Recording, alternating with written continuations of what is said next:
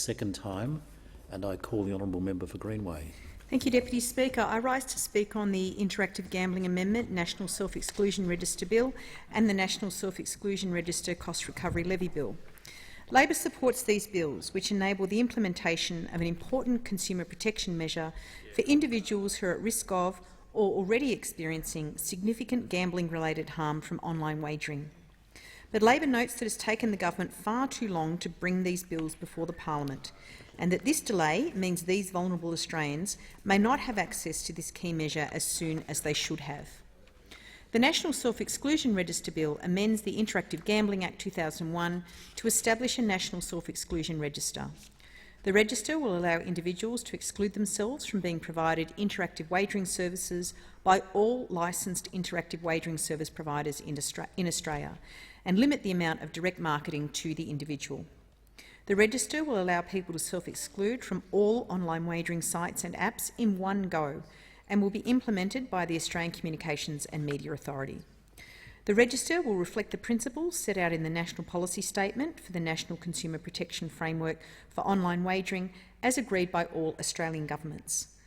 The bill will expressly provide that interactive wagering service providers licensed in Australia must not provide interactive wagering services or directly market such services to individuals who are registered on this register.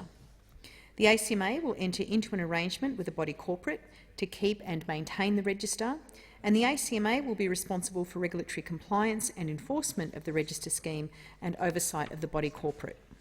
The bill also provides for a levy for cost recovery by the ACMA for the costs of the register and regulatory oversight.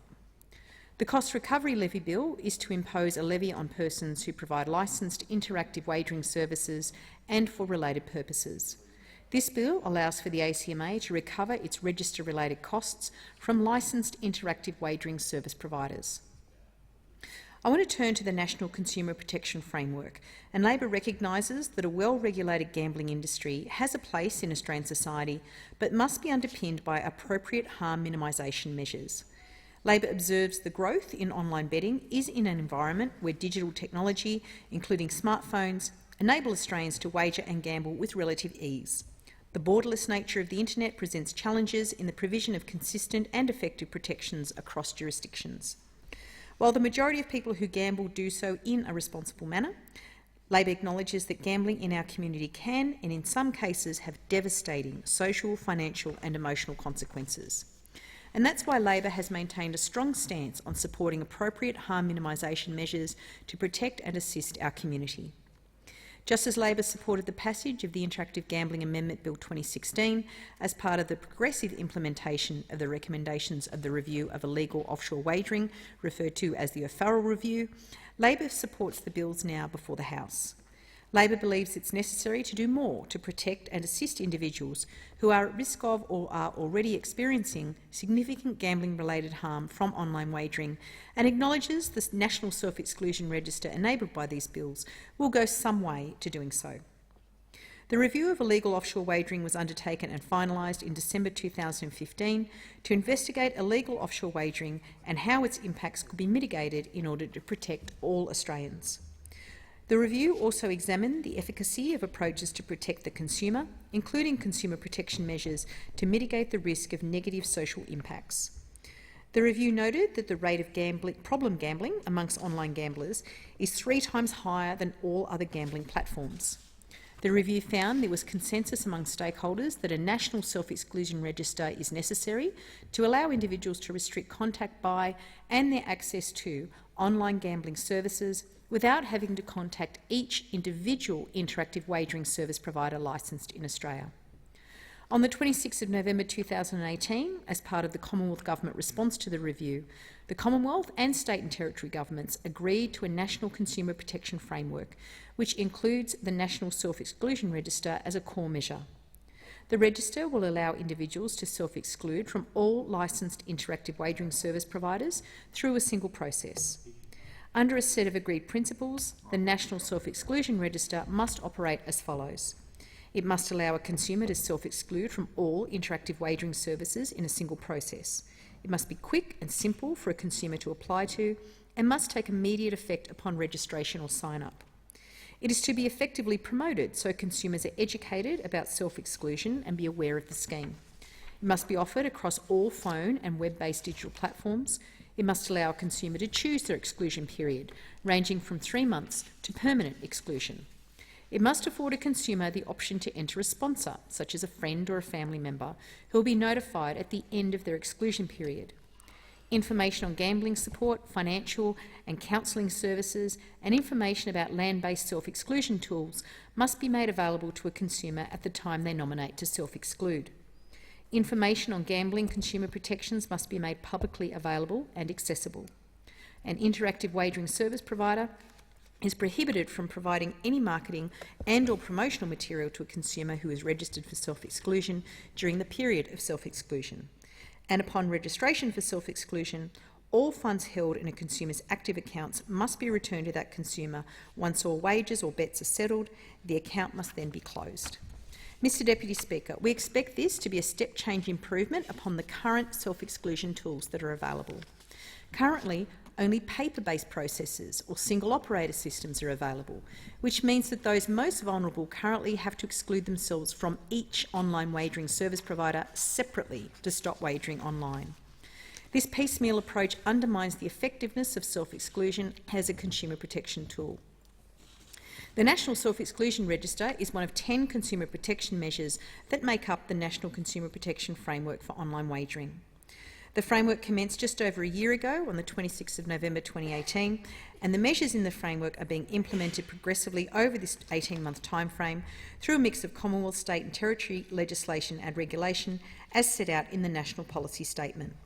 This statement sets out the agreed implementation arrangements that Australian governments will use to deliver the national framework. It specifies the date each measure is introduced and comes into effect by reference to the commencement date for the national framework, which was November last year. The implementation timeframe it sets for the National Exclusion Register, as I mentioned, is 18 months from the commencement of the national framework, and it's subject to the enactment of enabling Commonwealth legislation and establishing, trialling and testing a National Self-Exclusion Register.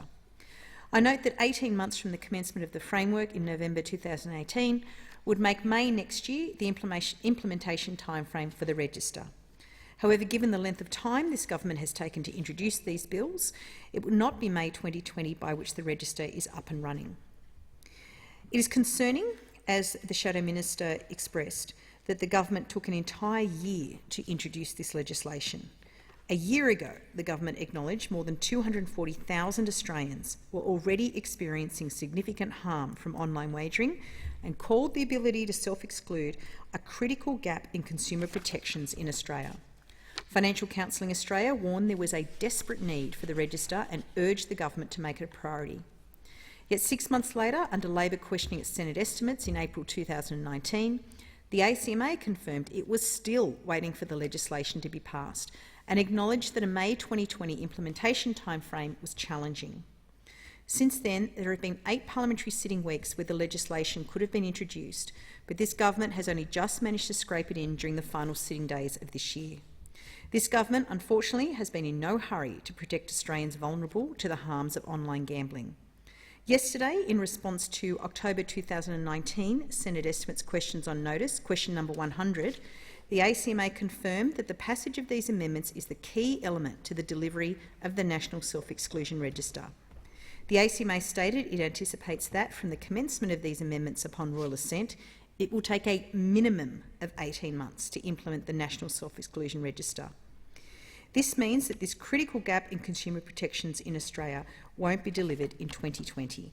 At the earliest, according to the ACMA, the register will be implemented in mid-2021, which will be some 30 months after the commencement of the framework on this analysis. Now, I note here that according to the Decision Regulation Impact Statement to the National Consumer Protection Framework, the timeframe for the implementation of a functional centralised self-exclusion register ranged between 1.5 and 3 years. The ACMA has approached the market with a request for expressions of interest, and it's expected that a request for tender will be released once the legislation has been passed. The process of procuring, designing, developing, testing and trialling the register will then commence. The National Policy Statement provides that system functionality will be reviewed at the end of the first 12-month period from the date the register takes effect, and Labor will of course be very interested in this review. And we are very hopeful, and as I'm sure all the House is, that the measure takes effect as soon as practicable. So, Madam Deputy Speaker, Labor supports these bills.